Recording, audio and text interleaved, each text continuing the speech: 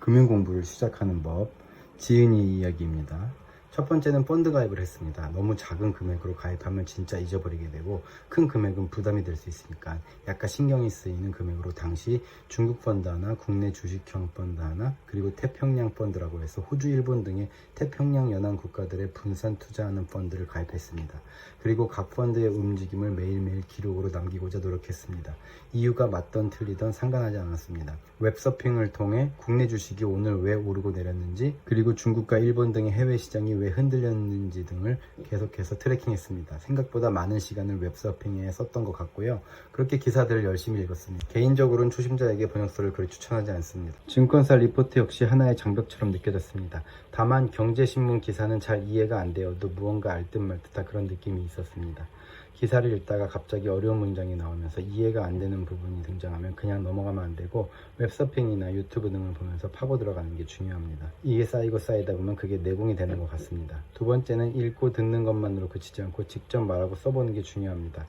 일기를 쓰는 것처럼 스스로 시장에 대해 분석해서 글로 남겨보는 것이 좋습니다.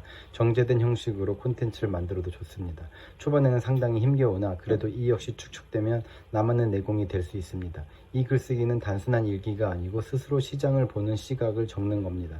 저는 사내 메신저를 통해서 직원분들과 공유했습니다. 일주일에 4개 시장 관련 에세이를 쓰자라고 생각하고 성심껏 적었습니다. 글도 많이 쓰면 속도도 빨라지고 특히 소재를 찾는 속도가 빨라집니다. 그리고 글을 쓰게 되면 기억에 오래 남습니다. 지금부터 나만의 데이터를 쌓아 나가는 것이 중요합니다. 지수가 몇 포인트였고 얼마 올랐다가 아니라 어떤 이슈가 있었고 그 이슈로 인해 주식은 어떻게 되었고 금리는 어떻게 되었으며 환율은 어떻게 반응했다라는 식의 스토리들과 스냅샷들을 그려나가는 것이 좋습니다.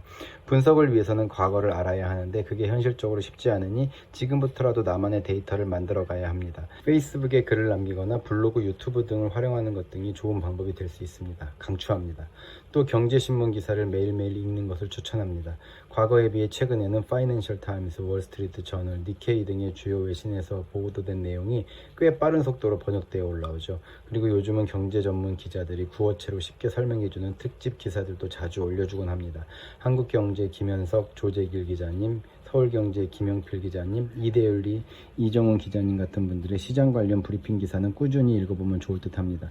그리고 유료 사이트이긴 하지만 보다 깊이 있는 내용을 원한다면 글로벌 모니터 같은 사이트에 가입해서 안근무 편집장님 같은 분들의 내공 넘치는 분석 기사들을 읽어보는 것도 공부하는 데 도움이 되리라 생각합니다. 마지막으로 국제금융센터 사이트를 추천하고 이외에 증권사 리포트나 블로그, 페이스북, 유튜브 등을 보는 방법이 있습니다.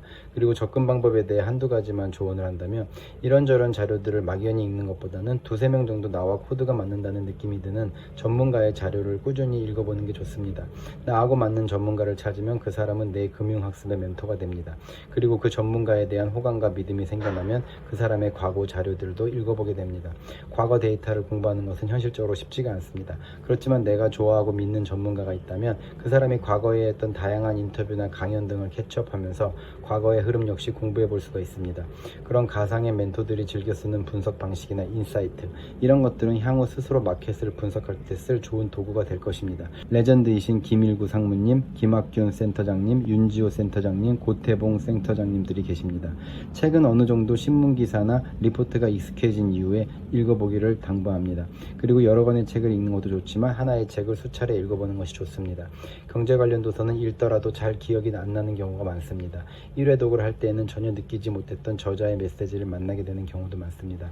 경제라는 익숙하지 않은 영역과 친해지기 위해서는 자주 접하는 것이 중요하죠. 하나의 책을 수차례 읽으면서 경제 관련 도서를 부담 없이 받아들일 수 있는 초석을 만들어 간다고 생각하면 좋을 듯 합니다.